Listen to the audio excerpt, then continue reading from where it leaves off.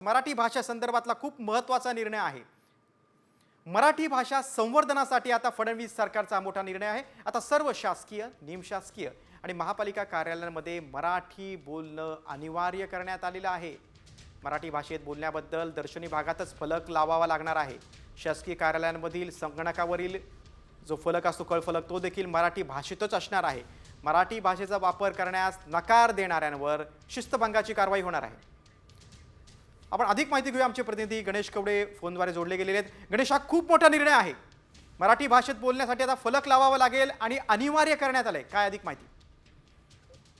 गिरीश, नक्कीच ज्या पद्धतीने मराठी भाषेला अभिजात भाषेचा दर्जा मिळालेला आहे तेव्हापासून वारंवार मराठी भाषेचा वापर आहे तो जास्तीत जास्त करण्यात यावा असं सांगण्यात येत होतं। मात्र तरी देखील मराठी भाषेचा वापर आहे तो होत नव्हता असं दिसून येतो आणि यासाठी सरकारच्या वतीने आता या संदर्भात आहे तो GR काढण्यात आलेला आहे। यामध्ये शासकीय त्याचबरोबर निमशासकीय असेल या महापालिकेचे कार्यालय असेल या ठिकाणी कंपल्सरी आता मराठीत बोलावे लागणार आहे आणि त्यामुळेच कुठेतरी हा शासकीय निर्णय काढण्यात आलेला आहे। नक्कीच गणेश, आणि विश्व मराठी साहित्य संमेलनात मराठी भाषेविषयी मंथन झालं आणि आता राज्य सरकारनं मोठा निर्णय घेतलेला आहे।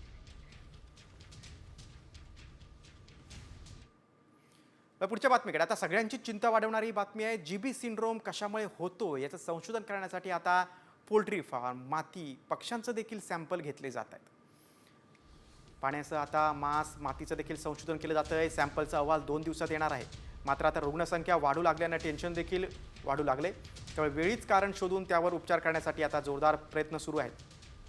पक्षी, पोल्ट्री फार्म आणि मातीचे सॅम्पल घेऊन नेमका हा आजार का वाढतोय याबाबत संशोधन होणार आहे। आरोग्य उपसंचालक डॉक्टर राधाकिशन पवार यांनी याबाबत माहिती दिली।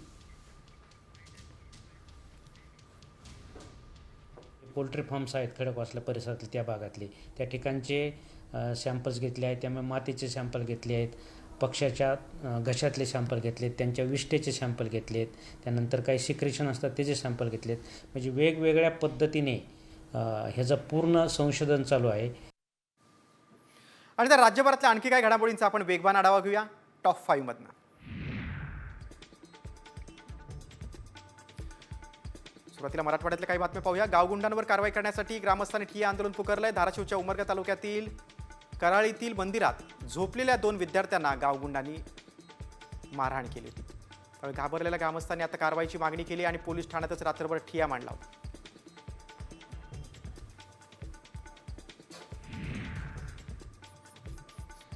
जालन्यात वीज मागण्यांसाठी जिल्हा परिषदेसमोर वृद्ध कलावंतांनी रास्ता रोको आंदोलन केलं।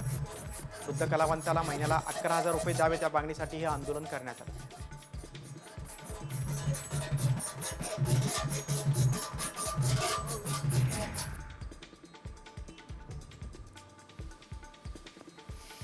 संभाजीनगरमध्ये 4 जणांनी मिळून एका मित्राला बेदम मारहाण केली आणि नंतर त्याचा खून केला। कल्पेश विजय रुपेकर असं खून झालेल्या तरुणाचं नाव आहे। या प्रकरणी 4 आरोपींना पोलिसांनी अटक केली।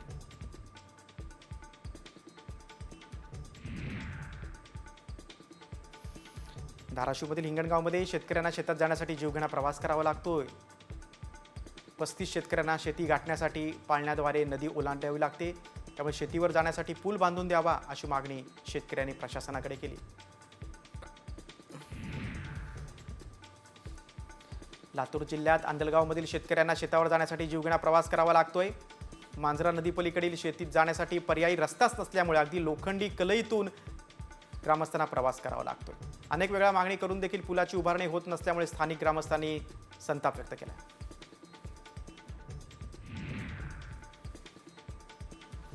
अमरावतीच्या दर्यापूर मतदारसंघात शिवसेना ठाकरे गटाला मोठा धक्का बसला आहे। शिवसेनेचे माजी तालुका प्रमुखासह शेकडो पदाधिकाऱ्यांनी पक्षाचा राजीनामा दिलाय। उभाटा पक्षाचे नवनियुक्त पदाधिकाऱ्यांना नियुक्त केल्यानं निष्ठावंत शिवसैनिक नाराज असल्यानं राजीनामा सत्र सुरू झालं।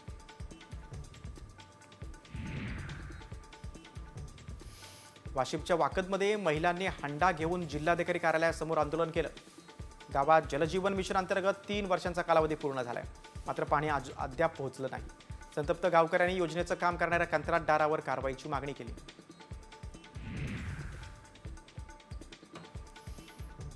नागपूरमध्ये स्वच्छतागृहातील महिलांचा चोरून व्हिडिओ करणाऱ्या शिक्षकाला पोलिसांनी अटक केलेली आहे। नागपूरच्या सीताबर्डी परिसरातील महिलांच्या स्वच्छतागृहात हा सगळा संतापजनक प्रकार घडलाय। आरोपी शिक्षक मंगेश खापरे हा दिघोरीतील एका शाळेत कला शिक्षक म्हणून कार्यरत होता.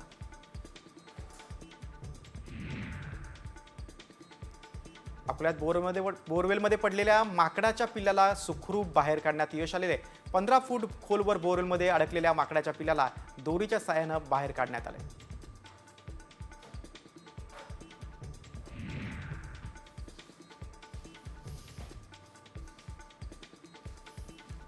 टीसीओसी कालावधीच्या सुरुवातीलाच गडचिरोली पोलीस आणि सीआरपीएफ समोर आता 4 जहाल माओवाद्यांनी आत्मसमर्पण केलंय. शासनानं या माओवाद्यांवर एकूण 28 लाख रुपयांचं बक्षीस घोषित केलं होतं. आत्मसमर्पण करणाऱ्यांमध्ये एक division committee member, area committee member आणि 2 सदस्यांचा समावेश आहे.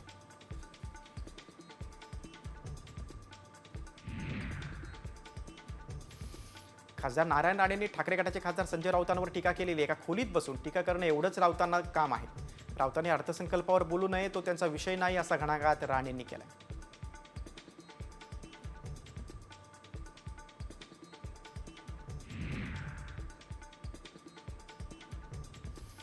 खारघरच्या मेडिकवर रुग्णालयाला मनसेनं दणका दिलेला आहे. अपघातग्रस्त रुग्णांच्या इन्शुरन्समधून बिल घेऊन पेशंटला डिस्चार्ज दिला.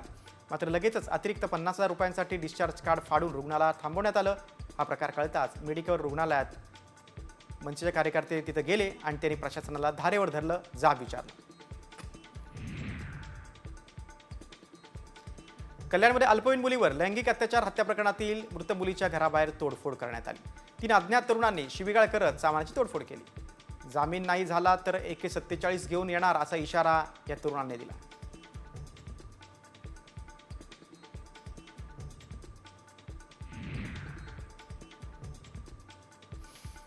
पालघरच्या 5 गावांच्या पाणीपुरवठा योजना मागील अनेक वर्षांपासून अपूर्णावस्थेत आहे. त्यामुळे ग्रामस्थांनी जिल्हाधिकारी कार्यालयासमोर आमरण उपोषणाला सुरुवात केली. मागील 6 वर्षांपासून योजना पूर्ण झाली नाही. त्यामुळे ग्रामस्थांना पाण्यासाठी मोठी कसरत करावी लागते.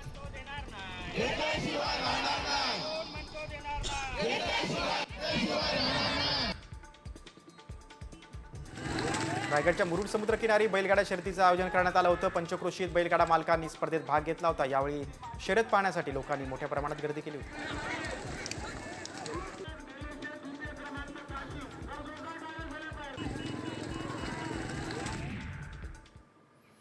टॉप 5 नंतर आता महाकुंभमेळ्यातून एक महत्त्वाची बातमी. महाकुंभमध्ये मौनी अमावस्येला झालेल्या चेंगराचेंगरीतील मृतदेह हे नदीत टाकून दिल्याचा धक्कादायक आरोप समाजवादी पार्टीच्या खासदार जया बच्चन यांनी केला. त्यामुळे खळबळ उडाली आहे. महाकुंभ मेळाव्यात शनिवारी पहाटे चेंगराचेंगरी झाली होती. 30 जणांचा मृत्यू झाला होता. मृतदेह नदीत टाकल्यानं नदीचं पाणी प्रदूषित झाल्याचंही जया बच्चन यांनी म्हटलेलं आहे. महाकुंभात भाविकांसाठी कोणतीही सुरक्षा नाही असा आरोप देखील त्यांनी केलेला आहे. आता खासदार जया बच्चन यांच्या आरोपांवर उत्तर प्रदेश सरकार काय म्हणणं मांडतंय ते बघणं महत्त्वाचं आहे. ये भी सुनाई दे रहा है कि पोस्टमार्टम भी नहीं हो रहा है. अरे बाबा, पोस्टमार्टम का सवाल नहीं है. डेड बॉडीज को उठा के पानी में डाल दिया है. पानी में डाल दिया. कंटामिनेटेड नहीं है वो वाटर. और जल शक्ति के ऊपर हम लोग भाषण दे रहे हैं हाउस में. सबसे ज्यादा कंटामिनेटेड वाटर इस वक्त कहाँ है? कुंभ में है. उसके लिए कोई सफाई नहीं दे रहे. बॉडीज जो पानी में डाल दी गई हैं उससे पानी कंटामिनेट हुआ है. यही पानी जो है लोगों तक पहुंच रहा है वहां. खासदार जया बच्चन यांच्या गंभीर आरोपानंतर आपण पुन्हा एकदा राज्यातल्या बातम्यांकडे वळूया. पाहूया टॉप 5. नाशिक शहरातील पंचवटीमध्ये नागचौक येथे 2 गटाच्या टोळी युद्धात गोळीबार झालाय. जुन्या वरातून गोळीबाराची घटना घडली. त्यामध्ये 2 जण जखमी झालेत. हवेत गोळीबार झाल्याचा प्रकार घडलेला. या प्रकरणी आता पोलिसांनी गुन्हा दाखल केला आहे. नाशिकमध्ये सिडको भागामध्ये महिलांनी पाण्यासाठी रास्तारोको आंदोलन केलं. मागील काही दिवसांपासून पाणी पुरवठा विस्कळीत झालाय. त्यामुळे हे आंदोलन करण्यात आलं. मात्र माजी नगरसेवकांच्या मध्यस्थीनंतर ते मागे घेण्यात आलं.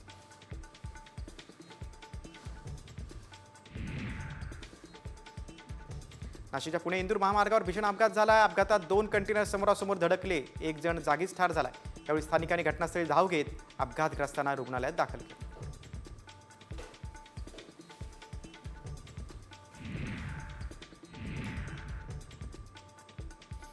नाशिकच्या मालेगावमध्ये 250 गुंगीकारक औषधं जप्त करण्यात आली आहेत. 2 व्यक्ती मोठ्या प्रमाणात रिक्षामध्ये गुंगी आणणाऱ्या औषधांच्या बाटल्या घेऊन अवैधरित्या त्याची विक्री करणार आहेत अशी माहिती पोलिसांना मिळाली होती. त्यानंतर पोलिसांनी घटनास्थळी धाव घेतली आणि 2 जणांना ताब्यात घेतले.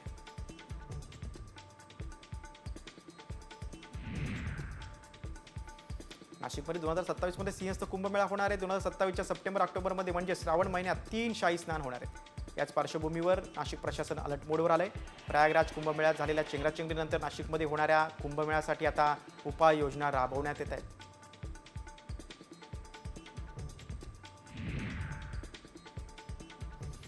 नवी मुंबईतील खारघरमध्ये मुस्लिम बांधवांचा इजिप्ता संपन्न झालेला आहे. त्यानंतर ते खारघर रेल्वे स्टेशनवर गेले असता तिथे बांधवांची एकच गर्दी झाली. यावेळी लोकल ट्रेनमध्ये सुद्धा प्रवाशांची प्रचंड गर्दी झाली होती. मात्र हे रस्त्यावरून जात असताना सर्वसामान्य प्रवाशांना देखील त्याचा फटका बसला. व्हिडिओ व्हायरल झालेला आहे.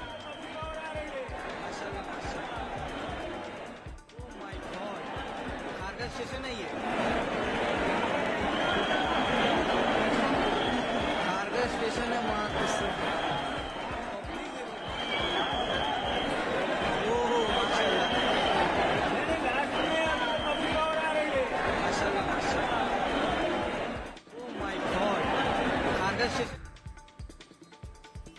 स्थानिक स्वराज्य संस्थांच्या निवडणुकीबाबत होणाऱ्या सुनावणीची तारीख आता बदलली. आता 28 फेब्रुवारीऐवजी 25 फेब्रुवारीला सुप्रीम कोर्टात सुनावणी होणार आहे.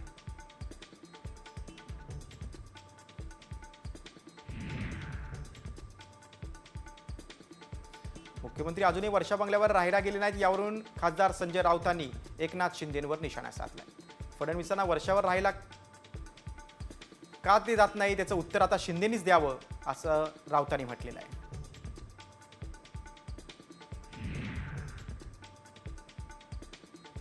ऑपरेशन टायगरवरून खासदार संजय राऊतांनी बोचरी टीका केली. सगळ्यांना चोर लुच्चे लफंग्यांना भाजपसोबतच जायचंय आणि तिथं गेल्यानंतर त्यांना प्रतिष्ठा मिळते.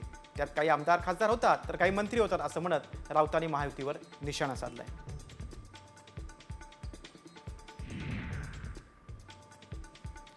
बाबा सिद्दीकी हत्या प्रकरणातील मुख्य आरोपी शिवकुमारनं विशेष मकोका कोर्टात घुमजाव केले.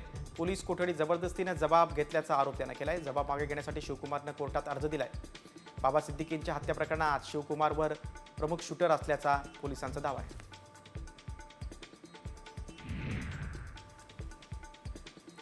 शिर्डीतील दुहेरी हत्याकांड प्रकरणी एका संशयिताला पोलिसांनी ताब्यात घेतलेला आहे. साई संस्थांच्या 2 कर्मचाऱ्यांची अज्ञातानं चाकूनं भोसकून हत्या केली होती.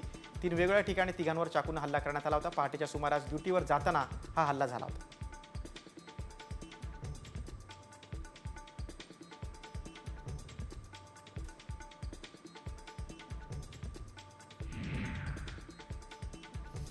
साईबाबांची शिर्डी दुहेरी हत्याकांडानं हादरलेली आहे. हत्याकांडामागे जे कुणी असतील त्यांना फाशीची शिक्षा देण्याची मागणी मृत सुभाष धोंडेंच्या भावानं केलेली आहे. त्यावेळी सुभाष धोंडेंच्या भावंडांना अश्रू अनावर झाले होते. अगदी त्यांनी न्यायदानासाठी पोलिसांसमोर देखील हात बसले.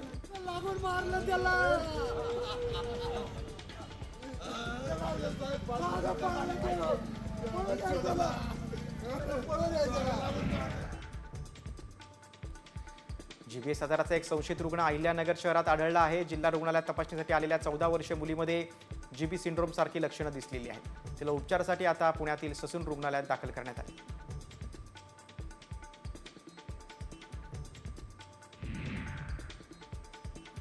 जळगावमध्ये स्टॉक मार्केटशी संबंधित ॲप्लिकेशन डाउनलोड करायला सांगून मोहम्मद इम्रान यांची 7 लाखांची फसवणूक करण्यात आलेली आहे. या प्रकरणी सायबर पोलीस ठाण्यात अनोळखी महिलेविरुद्ध गुन्हा दाखल झाला आहे.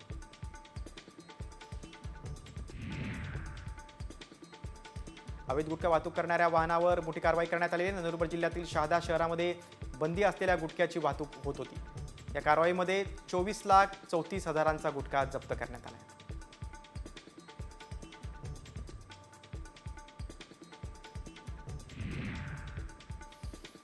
सोलापूरमध्ये खासगी बँकेच्या वसुली कर्मचाऱ्यांची मुजरी समोर आली आहे. गाडीचे हप्ते भरले नाहीत म्हणून या कर्मचाऱ्यांनी एका कर्जदाराच्या मुलाचं चक्क अपहरण केलंय. या मुलाला त्यांनी एका गोडाऊनमध्ये डांबून ठेवलं होतं. त्यानंतरही मुलाला सोडण्यासाठी 10,000 रुपयांची खंडणी मागितली. अपहरण करणाऱ्या तिघांविरोधात गुन्हा दाखल करण्यात आलाय.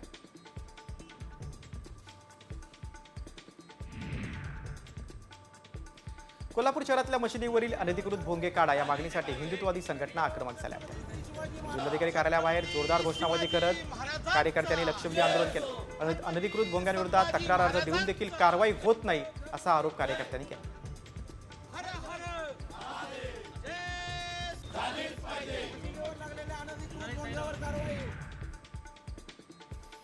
तुळजाभवानीच्या दर्शनासाठी येणाऱ्या भाविकांना ड्रेस कोड लागू करा अशी मागणी महाराष्ट्र मंदिर महासंघाकडून करण्यात आलेली आहे. मंदिराचं पावित्र्य टिकवण्यासाठी भाविकांना वस्त्रसंहिता लागू करावी या मागणीचं निवेदन तुळजापूर मंदिर प्रशासनाकडे देण्यात आलं.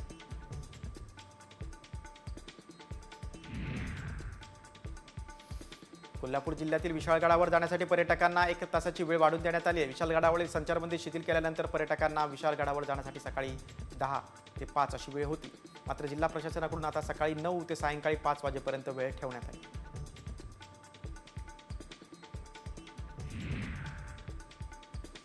सांगली पोलिसांनी विटा येथे कारवाई करत एमडी ड्रग्जच्या कारखान्याचा पर्दाफाश करण्याची कारवाई केली. या कारवाईत तब्बल 29 कोटींची एमडी ड्रग्ज आढळून आले होते. या प्रकरणी पोलिसांनी आणखी 3 बेड्या ठोकल्या.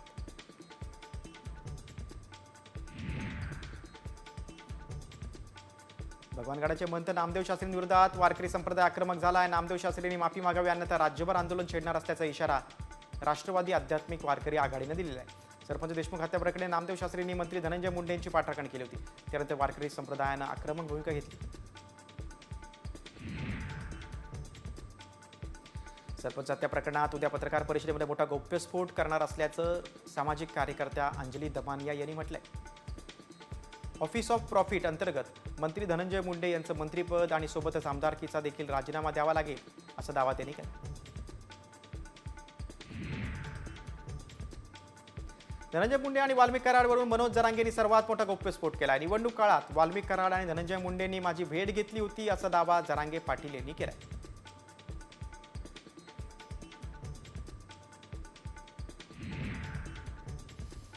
सरपंच देशमुख प्रकरणातील फरार आरोपी कृष्णा आंधळेने पुरावे नष्ट केले तर प्रशासन जबाबदारी असेल. विष्णू चाटेचा देखील मोबाईल अद्याप सापडला नाही, त्यामुळे देखील पुरावे असण्याची शक्यता आहे. त्यामुळे या प्रकरणाची गंभीर दखल मुख्यमंत्र्यांनी घ्यावी अशी विनंती धनंजय देशमुखांनी केली.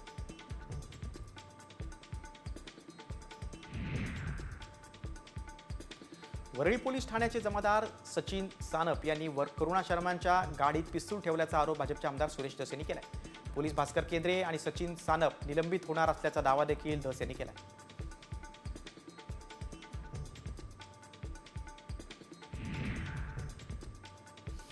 महाराष्ट्र केसरी स्पर्धेच्या सामन्यात पंचांशी हुज्जत घालणं पैलवान शिवराज राक्षी आणि महेंद्र गायकवाडला चांगलंच बोल आहे.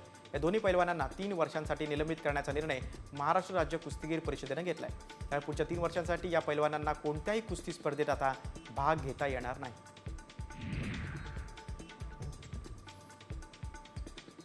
पंचांनी दिलेल्या निर्णयावर कुस्तीपटू शिवराज राक्षीनं नाराजी व्यक्त केली. माझी पाठ टेकलीच नाही, पंचांकडून आमच्यावर अन्याय झालाय, सामन्याचा रिप्ले दाखवा, हरलो हे आम्ही सगळं मान्य करू असं देखील कुस्तीपटू शिवराज राक्षींनी म्हटलेलं आहे.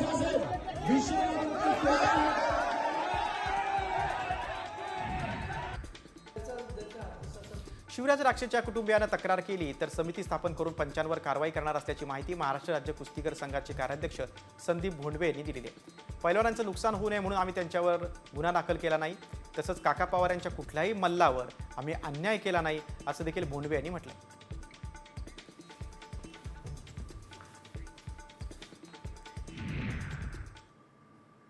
टॉप 5 नंतर आता व्हायरल सत्य रिपोर्टकडे वळूया. हार्ट अटॅक आल्यानंतर तुम्ही अगदी तुमचा जीव सहज वाचू शकता, कारण फक्त एक गोळी तुम्हाला जीवदान देईल. हे आम्ही काय म्हणतोय, कारण कोणती आहे ती गोळी ज्यानं आपला जीव वाचू शकेल याची आम्ही पडताळणी केली. त्यावेळी काय सत्य समोर आलंय, चला पाहूयात हा खास रिपोर्ट. अगर किसी को हमारे सामने हार्ट अटैक हो रहा है, किसी तरह से हम कुछ कर सकते हैं कि थोड़ा डिले हो जाए, बच जाए कुछ? हार्ट अटैक हो रहा है इसका मतलब क्लॉट बन चुका. उस क्लॉट को डिसॉल्व करने के लिए हम लोग डिस्प्रिन देते हैं. वो एक टैबलेट, एक क्लोपिडोग्रोल करके गोली होता है 2 टैबलेट, और एक एटोर्वोस्टैटिन कोलेस्ट्रॉल की, ये 3 को चबा के खा लेना चाहिए. ऐकलत? हार्ट अटॅक आल्यावर मोठ्या धोक्यापासून तुम्हाला डिस्प्रिन गोळी वाचू शकते असा दावा करण्यात आलाय. खरंच या दाव्यात तथ्य आहे का? एक गोळी इतकी फायदेशीर आहे का? कारण लाखो लोकांना हार्टचा प्रॉब्लेम आहे, त्यामुळे या दाव्यात तथ्य असल्यास अनेकांना फायदा होऊ शकतो. मात्र या दाव्याची सत्यता जाणून घेणं गरजेचं आहे. डिस्प्रिन गोळी हार्ट अटॅक पासून वाचवणार. 3 रुपयांची गोळी वाचवेल तुमचा जीव.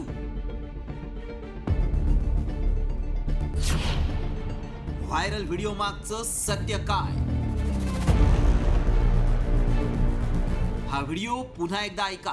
हार्ट अटैक हो रहा है इसका मतलब क्लॉट बन चुका. उस क्लॉट को डिसॉल्व करने के लिए हम लोग डिस्प्रिन देते हैं. डिस्प्रिन या गोळीमुळे रक्ताच्या झालेल्या गाठी विरघळून जातात आणि रक्तप्रवाह जोरात होऊन हार्टमुळे पुढील धोका कमी होतो असा दावा करण्यात आलाय.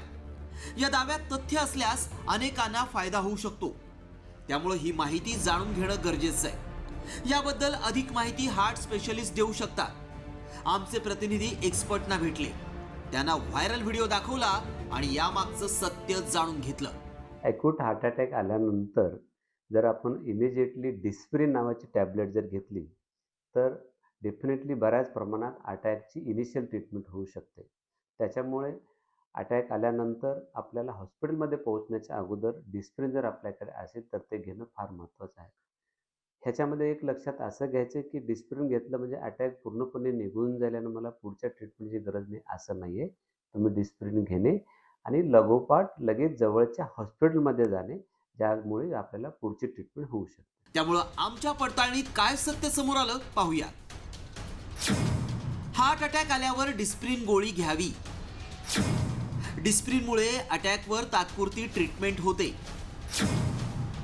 डिस्प्रिनमुळे ब्लॉकेजेस काही प्रमाणात कमी होतात. डिस्प्रिन गोळी चावून खाल्ल्यास उपयुक्त ठरते. गोळी खाल्ल्यानंतर तातडीनं उपचार घेणं गरजेचं आहे. डिस्प्रिन टॅबलेट ही 300 मिलीग्रॅम घ्यावी आणि दातानं तोडून जिभेच्या खाली ठेवायची असं डॉक्टरांनी म्हटलंय. त्यामुळं आमच्या पडताळणीत हा दावा सत्य ठरलाय. तसंच ॲस्प्रिन गोळी ही हार्ट अटॅक आल्यावर फायदेशीर ठरू शकते, तरी देखील तुम्ही डॉक्टरांचा सल्ला घ्या. ब्युरो रिपोर्ट, साम टीव्ही न्यूज.